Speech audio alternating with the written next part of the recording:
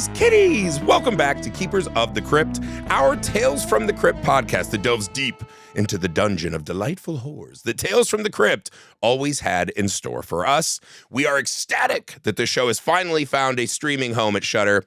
We are thrilled to be rewatching these, re-falling in love with them. A hopefully new generation of people will find Tales from the Crypt and be as influenced by it as we were. Now, before we start a little business, people, please go to YouTube and subscribe to our channel, Misfit Parade, where you can find this podcast, some of our short films, other cool stuff we're doing, including our sister podcast, the Messed Up Movies Podcast. If you love Tales from the Crypt, there's no way you don't love the kind of movies we talk about on the Messed Up Movies Podcast. You can find that on our YouTube channel. Again, subscribe at Misfit Parade. You can also find that on Spotify, Apple Podcasts, wherever you find pods. Ratings, reviews, sharing with a friend, all those little things mean so much to podcasters like us. We thank you in advance.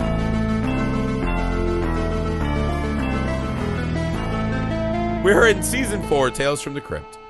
Episode 12. Strung along. Directed by Kevin Yagher. Interesting connection to the Tales from the Crypt series. You may have heard this if you're a longtime listener. The Crypt Keeper himself is a kind of deconstructed and melted Chucky puppet. If you look at them closely, you can see the base form that is Chucky. The Crypt Keeper and Chucky are made from the same puppet, right? Kevin Yagher is responsible for this. He did Chucky. He did some of the Jason movies, right? Or not Jason, Freddy movies. Face Off. Kevin Yagher is a very famous Hollywood name. For those of us who like horror, who like effects, who like creature work, right? Kevin Yagher directing this episode. This is, fucking Tales from the Crypt, they love a fucking evil doll, an evil puppet, an evil marionette, an evil mannequin. There is something we love about evil dolls. And I think as a society, we all kind of like this story. The idea of a toy coming to life. Something like that. This is kind of an interesting take, right? The left behind, down on his luck, creepy old Joseph Renfield, right? A kind of a golden age, howdy doody, by the way, Green is Acres kind of crazy rich for being a puppeteer. Shocking. This is okay. So that is like the undervalued part of this episode. We're supposed to feel bad because we've moved past marionettes. So when he talks to Coco, we're like, meh. Meanwhile, he's got a mansion and a puppet garage. And he goes outside to the window to look forlornly. He's got a fucking smoking hot young wife who brings her hot ass friend over. Right? I thought when this show started, that he was looking into the neighbor's yard. When she comes in and she goes, honey, I go, what? The only whore here is, what did you do before Blue Chew? This is crazy. What's wrong with your life? You care more about shoving yourself in that fucking puppet than your wife. Come on, sir. That's the only problem. So this is a bizarre one. Most Tales from the Crypts don't start with the person who is literally won at life. He's won multiple Emmys for writing, as we find out, right? This man was the pinnacle of his era of Hollywood, ultra successful. He wants for nothing. Wants for nothing except for people to like an antiquated and creepy art form. He is the last fucking guy. He's like the mimes, like modern day mimes who are like, no, it can be great again. It's like, no, it never really was. Not really. No. We don't really like it. You know, like we're out. It's like, no, we can do it. Or like cloons, right? Not a clown, a clown. It's like, no. There's just things that like we've moved on from. We don't really have sideshows anymore.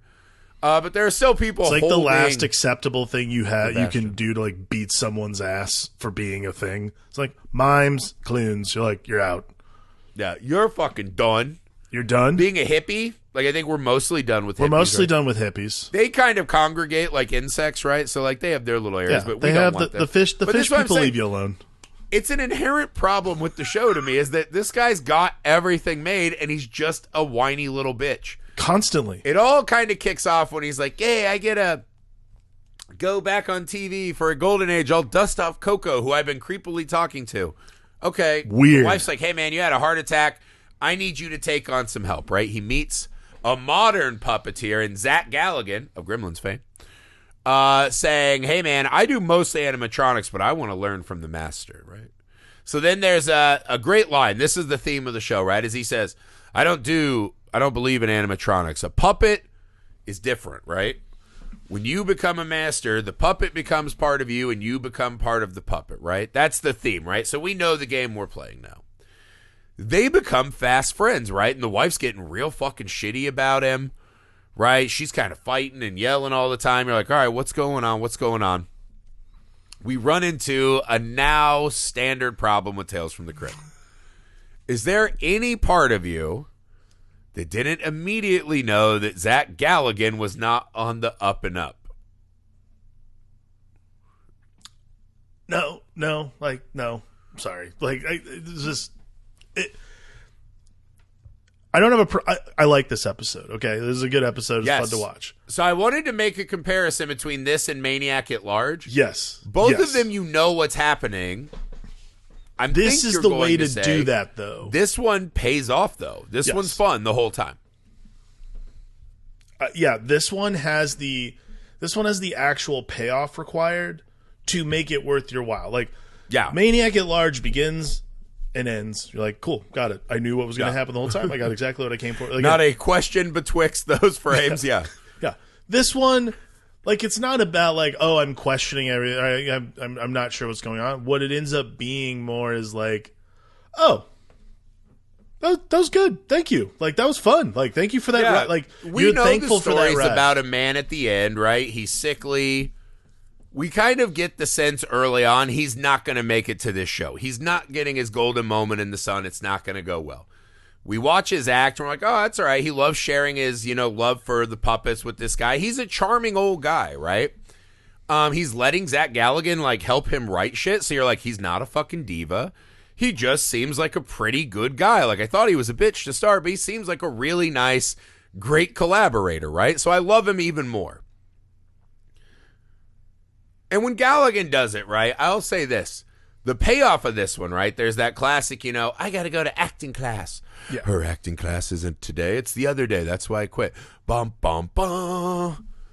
When he goes into the room and sees fucking Coco, who's now off the strings, sitting on his wife in face down, ass up pose, stabbing the shit out of his wife. I'll say that scene was awesome.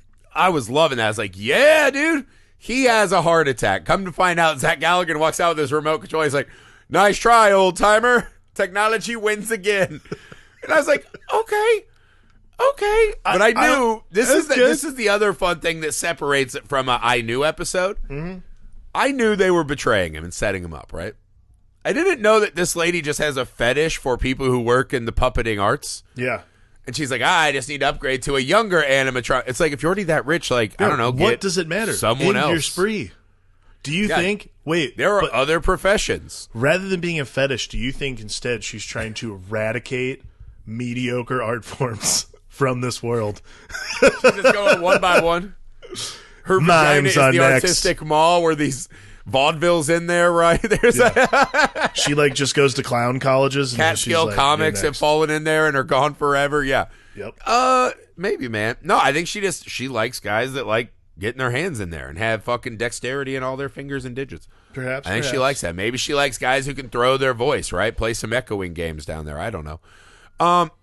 But she's setting him up. She's like, with your money, we're going to make it. And it's like, well, that's weird. You already have the money. Why do you care? Maybe Zach Galligan's just good in bed. Okay, fine. You knew something else was coming. I'll say this. Coco's revenge was almost a guarantee. Yeah.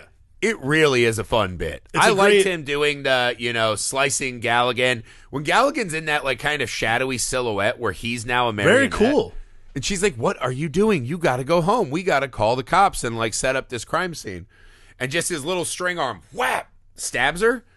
That was fucking cool. Very cool. I like that a lot, man. And then again, that final scene is fucking awesome, right? We have the two of them strung up like they're in the NSYNC video.